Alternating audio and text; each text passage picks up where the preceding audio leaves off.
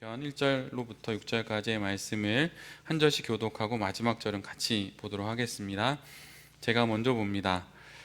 내 마음이 좋은 말로 왕을 위하여 지은 것을 말하리니 내 혀는 글솜씨가 뛰어난 서기관의 붓끝과 같도다.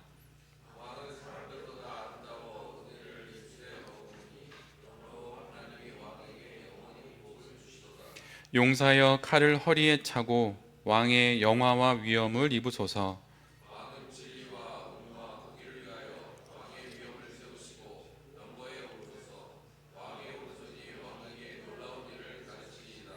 왕의 화살은 날카로워 왕의 원수의 염통을 뚫으니 만민이 왕의 앞에 엎드러지는도다.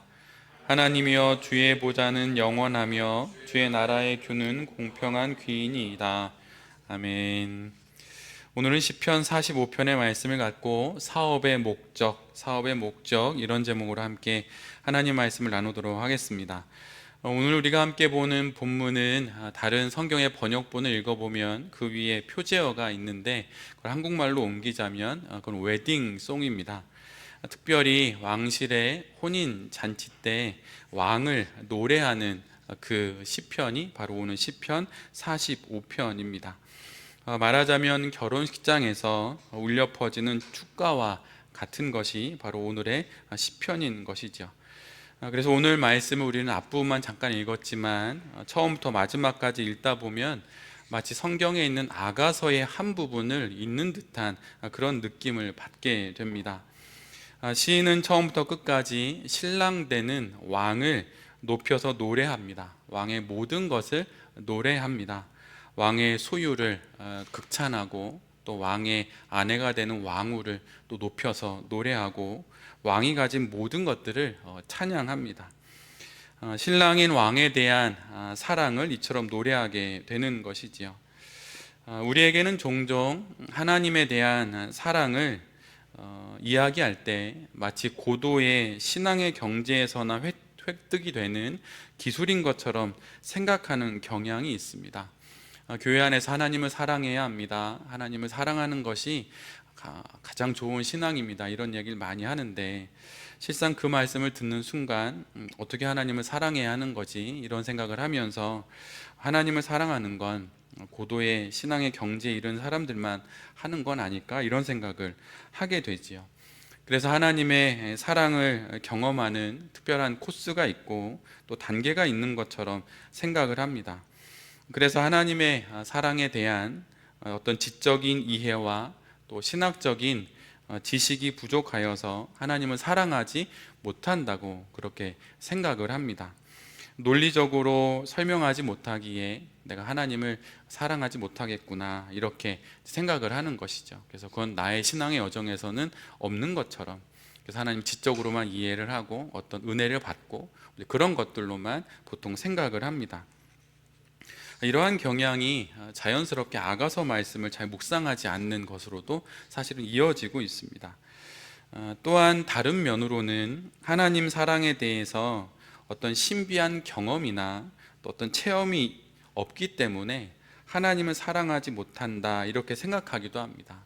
그래서 신령한 체험을 통해서 마치 사도 바울과 같이 거룩한 흔적을 가질 때만이 갖게 되는 영혼의 어떤 정서가 하나님을 향한 사랑이다 이런 생각을 하죠. 그래서 하나님에 대한 사랑이 마치 물밀듯 다가오는 파도처럼, 그렇게 파도처럼 들이닥칠 때 비로소 하나님을 사랑할 수 있는 것이다 이렇게 생각을 합니다. 그러나 사실 성경이 말하고 있고 또 기독교 역사가 말하고 있는 하나님을 향한 사랑은 이처럼 복잡하지 않습니다. 하나님을 향한 사랑이 있다고 한다면 그분을 그냥 만나면 되는 것이고, 만나는 것을 통해서 그분을 더욱 사랑할 수 있다고 그렇게 이야기들을 하고 있습니다. 만나고자 하는 마음이 있으면 곧 그것이 하나님을 사랑하는 마음이라고 모두들 이야기하고 있는 것이에요. 즉 만나는 것이 사랑이고 만나려고 하는 것이 하나님을 사랑하는 것이 되는 것입니다.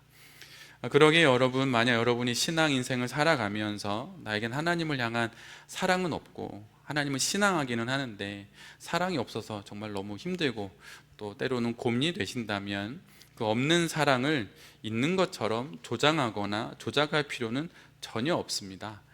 왜냐하면 하나님은 그걸 다 아시기 때문이죠.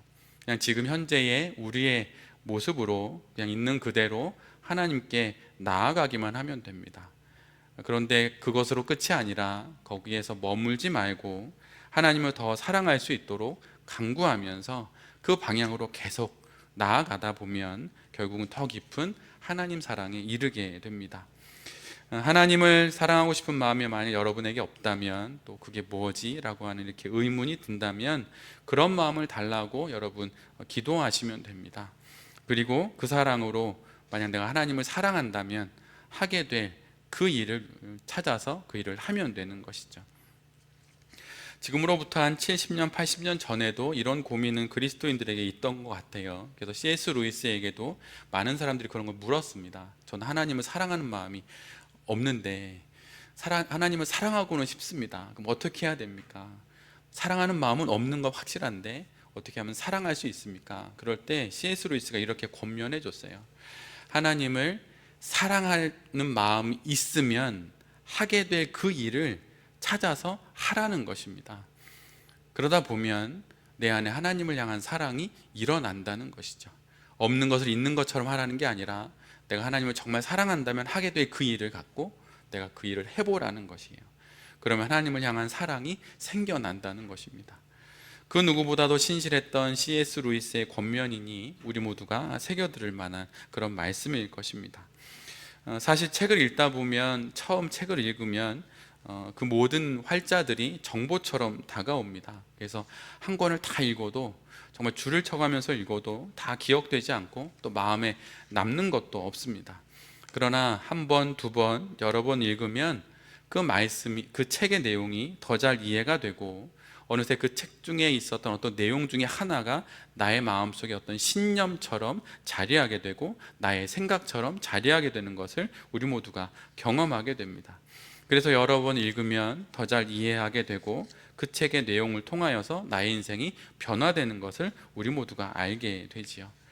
처음 읽을 때는 동의도 되지 않고 무슨 말인지 이해도 안 되었었는데 시간이 지나면서 결국 그 책의 내용을 통해서 나의 삶이 바꾸어지는 것을 경험하게 됩니다. 하나님을 향한 사랑의 마음도 이와 같습니다. 한번 하나님을 만나선 잘 모릅니다. 자주 만나고 깊게 만나다 보면 더 알게 되고 더 알게 되면 그분을 더 사랑하게 됩니다.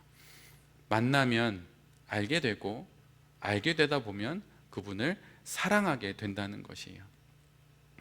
하나님은 우리를 어떤 사역으로 부르시기 이전에 궁극적으로는 우리 모두를 하나님을 향한 사랑으로 부르십니다. 이것이 뒤바뀌면 평생토록 하나님을 위해서 일은 하는데 하나님을 사랑해 본 적이 없는 그런 인생으로 끝나게 되는 것이죠. 그러기에 여러분 언제나 늘 하나님을 만나고 하나님을 알아가면서 하나님을 사랑하는 것이 바로 우리에게 주어진 일이라고 하는 것을 잊지 않아야 하는 것입니다. 한두 번쯤은 우리 모두가 평생을 살아가면서 반드시 사랑을 하지 않습니까? 연인을 향한 사랑의 감정이 식기도 하고 불붙듯이 일어나기도 하고 그렇게 하게 되는데 그것이 바로 살아계신 하나님을 사랑하는 우리들의 마음입니다. 우리도 그렇게 되는 것이에요. 고난이 찾아오면 하나님을 원망합니다. 또 좋은 일이 생기면 하나님께 감사하죠. 그리고 그 좋은 일에 흠뻑 빠져서 하나님을 잠시 동안 등한시하기도 합니다. 여러분 그것이 신앙생활인 것이에요. 인간이 하는 신앙생활은 바로 그런 것입니다. 그 모든 상황과 그 모든 형편들을 그대로 안고 하나님을 만나고 사랑의 마음을 달라고 기도하면서 살아갈 때 우리는 비로소 우리의 삶에 다가온 많은 이들을 통하여서 하나님과 더불어 이 땅의 삶을 살아가게 되는 것이죠. 니사의 그레고리라고 하는 사람이 이런 이야기를 했습니다. 한 문장인데 여러분 한번 잘 들어보세요. 맹목적으로 하나님을 찾아다니는 사람들은 전혀 하나님을 만날 가능성이 없습니다. 마치 허공에 헛손질을 하듯이 그렇게 신앙생활을 하면 하나님을 만날 수 없다는 것이에요. 그냥 아무런 목적 없이 하나님을 찾아다니면 그는 전혀 결코 하나님을 만날 가능성이 없다는 것입니다. 우리들의 신앙이 뜨뜻미지근한 이유가 무엇입니까? 그것은 우리의 신앙에 목적이 없기 때문이에요. 이유가 없기 때문입니다. 여러분, 그러면 여러분의 신앙의 목적은 무엇입니까? 그런데 오늘 우리가 함께 나누는 내용처럼 우리 신앙의 목적은 하나님을 사랑하는 것입니다. 그것이 신앙의 가장 끝에 있어요. 그리고 반대로 그것이 가장 신앙의 처음에 있습니다. 사도 베드로를 불러서 예수님께서 물으시지 않습니까? 어떻게 묻습니까? 내가 나를 사랑하느냐? 이 말씀으로 베드로는 사도가 됩니다. 그리고 이 말씀으로 그는 맨 인생의 끝에 십자가에 거꾸로 매달려 순교하게 됩니다. 신앙의 시작과 신앙의 마지막은 하나님을 사랑하는 것이에요. 하나님을 위해 무슨 사역을 하는 것이 아닙니다.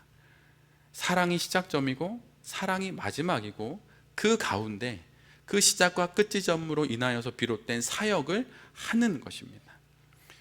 여러분, 그렇다면 여러분이 하고 계신 여러분의 사업의 목적은 무엇입니까? 여러분의 사업의 궁극적인 목적은 무엇입니까?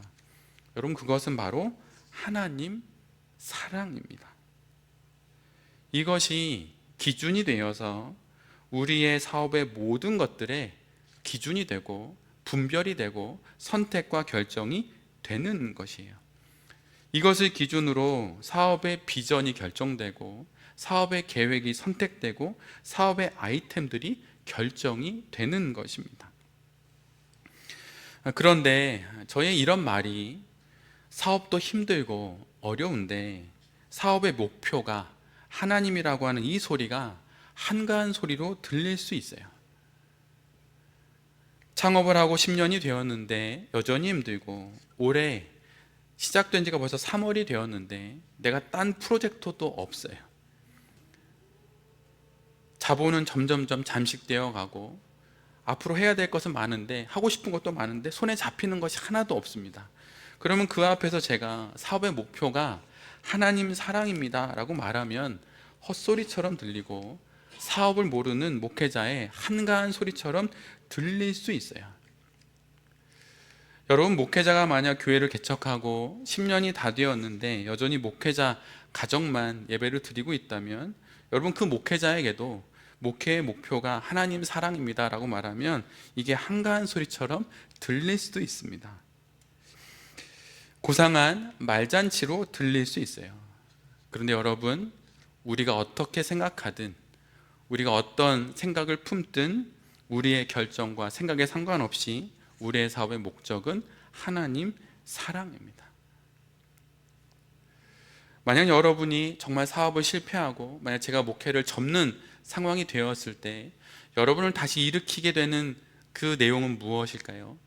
그것은 바로 우리가 지금 되게 한가로운 말로 여기는 하나님 사랑이 여러분을 다시 일으키게 될 것입니다. 저를 찾아오는 분들 중에 인생을 끝낼 결심을 하는 분들이 종종 있어요. 근데 그분들이 맨 인생에 끝내려고 하는 마지막 결정에서 돌아오는 것은 대단한 것이 아닙니다. 인류를 위한 대단한 사명감으로 거기에서 발을 돌리지 않습니다. 단 하나, 울고 있는 나를 바라보는 하나님의 그 사랑을 발견하는 순간 거기서 발걸음을 돌려서 다시 생명의 길로 돌아옵니다. 사업도 마찬가지입니다. 여러분이 하고 계신 사업이 힘들고 어려울 수 있습니다. 근데 여러분, 그것을 다시 일으키는 것은 하나님을 향한 사랑, 바로 그 사랑이 여러분을 일으키는 것이에요. 그래서 믿음을 두고, 신앙을 두고, 어느 믿음의 사람은 이렇게 이야기했어요. 믿음이란 언어 유희를 통해서 믿힘이라고 했어요. 발음이 비슷하죠. 믿음, 믿힘. 그리고 그것을 한자로 바꿔서 저력이라고 했어요. 저력은 보이지 않는 내면 깊은 곳에 있는 것입니다. 근데 우리의 사업을 일으키고 사업하는 나를, 좌절하는 나를 일으키는 것은 그 한가로운 소리, 고상한 말잔치처럼 여겨지는 하나님 사랑이, 그것을 믿는 믿음이 저력이 되어서 우리를 일으키게 되는 것이에요. 그러기에 우리 모두가 하나님 사랑이라고 하는 것을 우리의 사업의 목표로 삼아야 하는 것입니다. 번번이 실패하는 사업과 목회는 분명 문제입니다. 개척을 했는데 10년 동안 똑같은 모습이라면 목회를 접을 생각도 해봐야 해요. 그 길이 아닐 수도 있어요. 그게 그에게 10년 동안만 허락된 목회일 수도 있어요. 만약 여러분 제가 목회를 접고 다른 일을 하면 제가 하나님 앞에 벌을 받는 것입니까? 여러분 그렇지 않습니다. 저 여명학교 10년 했잖아요. 그리고 뭐 다른 일 10년 했는데 10년 주기로 하나님 바꾸신 것 같아요. 얼마 안 남았어요. 2년 남았어요. 이제 아주 생사 걸린 2년입니다. 근데 여러분 사업과 목회도 분명 이렇게 실패하면 업종을 바꾸거나 방법을 바꿔야 하는 것이에요. 그런데 그렇지만 사업이 다시 일어서는 기반이 되는 것은 하나님 사랑입니다. 이 목표는 변하지 않아야 하는 것이에요. 저는 주중에 책을 많이 잡다하게 읽습니다. 그냥 하루에 주중에 3-4권의 책을 다 읽지는 못하는데 잡다하게 막 읽는데, 지난 주중에 읽었던 책 중에 하나는 이정효 감독이 썼던 책이었어요. 여러분 스포츠가 아주 좋은 사업적인 마인드를 줍니다. 근데 이정효 감독이 있는데 그는 2021년에 광주 FC라고 하는 작은 프로축구단의 감독으로 정말 간신히 감독이 되어 모두들 무시했습니다. 왜냐하면 그는 초등학교, 중학교, 고등학교까지는 꽤 괜찮은 선수가 돼서 아주대학교에 들어갔고, 아주대학교에서도 꽤 괜찮게 해가지고 프로에 입단은 했는데, 대부분의 프로 선수들이 그러하듯 입단은 했지만 경기를 거의 뛰지 못하는 선수가 됩니다. 그러다가 얼마 있다가 은퇴를 하게 되죠. 그런데 그가 정말 지금도 축구를 열심히 하는 인물로 알려져 있는데, 그가 축구를 열심히 하게 된 이유가 여러 가지 있지만 그 중에 하나는 아버지 때문입니다. 그의 아버지는 중증장애 3급을 갖고 있어요. 근데 다리에 장애가 있습니다. 그래서 어렸을 때부터, 초등학교 때부터 아들 이정효 선수를 축구장에 데려다 주고 막 자기를 대신해서 뛰는 듯한 아들의 모습을 보면서 아버지가 그렇게 기뻐했던 것이에요. 그래서 실력이 안 되고 탁월한 재능은 없지만 그렇게 열심히 뛰어서 프로 선수까지 된 것이지요. 아버지를 생각하면서 그는 더욱 열심히 축구를 했고, 선수로서의 생명은 끝났지만 이제 프로축구 감독으로 인생을 살아갑니다. 그리고 올해부터는 2부 리그로 강등된 삼성 블루윙스라고 하는 그 축구단의 감독이 돼서 감독 생활을 하고 있습니다. 벌써 개막전 이후 3연승을 하고 있다고 그렇게 이야기를 해요. 화려한 스타 플레이어들이 질비한 축구판에서 살아남는다는 건 정말 대단한 일인데, 이정호 감독은 살아남았죠. 수많은 어려움에도 불구하고 그를 지금의 자리까지 이르게 한 여러 이유가 있을 텐데, 그는 그 부분에 대해서 이렇게 짤막하게 이야기해요. 나는 축구를 계속해야만 할 이유가 있었다. 그 책을 읽어보면 그 이유는 앞에서 말씀드린 아버지의 그 기대, 이런 것도 있고 축구를 하고 싶은 마음도 있고 여러 가지가 있죠. 근데 그 이유와 목적이 있었기에 그는 모든 선수들이 포기하는 그 상황 속에서도 꿋꿋이 해냈고, 코치가 됐고, 프로감독이 되기 위한 자격증의 과정도 거쳤고, 이제는 삼성이라고 하는 대단한 축구의 이 역사가 있는 그 축구단도 맡게 된 것이죠. 여러분, 이유가, 목적이 이렇게 대단한 힘이 있는 것입니다. 여러분 사업을 하는데 이유가 없으신가요? 목적이 없으신가요? 여러분 그게 순수한 것이 아닙니다. 순전한 것이 아니에요.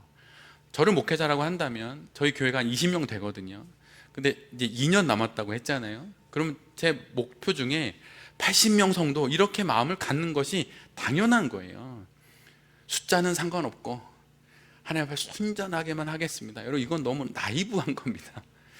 근데 여러분 목회는 돈을 생각하지 않는 거예요. 인원을 생각하지 않는 것입니다. 근데 그거 너머로 하나님을 생각하면서 인원을 생각해야 되는 거예요. 반대로. 근데 여러분 돈 벌어야 하지 않습니까? 직원도 인원수가 늘어나야 되잖아요. 늘어난 직원들 월급 줘야 되잖아요. 근데 순수하게 그냥 이 땅에 뭐 고결한 사명감을 위해서 하겠습니다. 그건 당연한 거고, 올해를 놓고 여러분 구체적인 목표가 있어야 합니다. 뭐 60억, 뭐 예를 들면 뭐 100억, 아니면 뭐 내가 지금 혼자 지금 1인 기업이지만 3인 기업이 되겠다, 이런 게 있어야 하는 것이에요. 여러분 그것이 순전한 것입니다. 여러분 사단은 완전한 악과 완전한 선 사이에서 우리를 이렇게 결단해봐라 이렇게 하지 않습니다. 교묘하게 아주 교묘하게 맨 끝에 살짝만 바꿔요. 너 60억? 너 순전한 거냐 그게? 이렇게 묻는 것입니다. 그래서 아니지. 그래, 하나님 이제 돈 안 보고 사업하겠습니다. 그래서 7년 8년 이렇게 됐잖아요. 여러분, 그럼 이제 바꿔야 되는 거예요. 올해 구체적인 여러분의 사업의 목표, 그 수입액이라고 하나요? 영업이익이 얼마인가요? 그럼 그게 있어야 하는 거예요. 그게 순전한 거예요. 그거 써놓고 기도해야 하는 것입니다. 근데 그것만 놓고 기도하다 보면 방향을 잃어요. 돈만 쫓아가죠. 그래서 돈을 쫓는 것이 만악의 근원이라고 하는 말씀이 있는 거죠. 그것을 하나의 이 시기의 단기간의 목표를 놓고 더 깊게는 하나님 사랑이라고 하는 목표를 놓고 그 길에 지나가는 징검다리로 그걸 삼는 것입니다. 오늘 예배가 끝나고 여러분 댁에 돌아가시고 아니면 사업하는 데스크에 돌아가시면 여러분 구체적인 기도를 통해서 금액을 정할 수 있도록, 아니면 올해의 목표를 정할 수 있도록 여러분 그렇게 기도하십시오. 그걸 갖고 다음 주에 오셔서 여러분 다시 하나님께 기도하세요. 그것이 좋은 거예요. 그것이 마땅한 거예요. 제가 여명학교를 시작했을 때 대림동 지하에서 시작했습니다. 이 단상의 절반 되는 크기에 햇빛도 안 들어오는 곳에서 시작했어요. 순전한 마음으로 했습니다. 야학을 시작했어요. 근데 그때 만약에 그냥 순전하게 하나님 해주시겠지 이렇게 했으면 어떻게 됐을까요? 그럼 봉천동에 상가 건물 3, 4층도 임대하지 못했을 것입니다. 만약 그거를 만족했다면 하나님, 우리가 더 많은 아이들을 가르치고 싶습니다라고 기도하고 학교 건물을 생각하지 못했다 그러면 명동의 6층짜리 건물에서 학교를 시작하지 못했을 거예요. 만약 그것으로만 만족하고 운동장에 있는 학교를 원합니다라고 기도하지 않았으면 지금 영광초등학교라고 하는 폐교가 된 학교에서, 운동장이 있는 학교에서 100명의 아이들을 가르치지 못했을 것입니다. 제가 시간이 없어서 짤막하게 제 이력을 아는 분들을 두고 얘기하는 겁니다. 근데 여러분, 지금 여명학교는 어떤 기도를 하냐면 학교 건물을 지을 기도를 해요. 여러분, 이것이 순전한 겁니다. 이런 계획이 없으면 여러분 순수한 거예요. 나이브한 거예요. 세상 사람들이 기독교인 바보 같아 이렇게 말하는 것과 똑같은 것입니다. 지금 1000명의 아이들을 감당했으면 2000명 달라고 기도하는 거예요. 여러분, 그것이 사업의 목표가 하나님 사랑이라고 하는 증거입니다. 이것을 통해서 우리가 사업을 해 나가는 것이에요. 사업의 궁극적인 목적, 뿌리는 하나님 사랑입니다.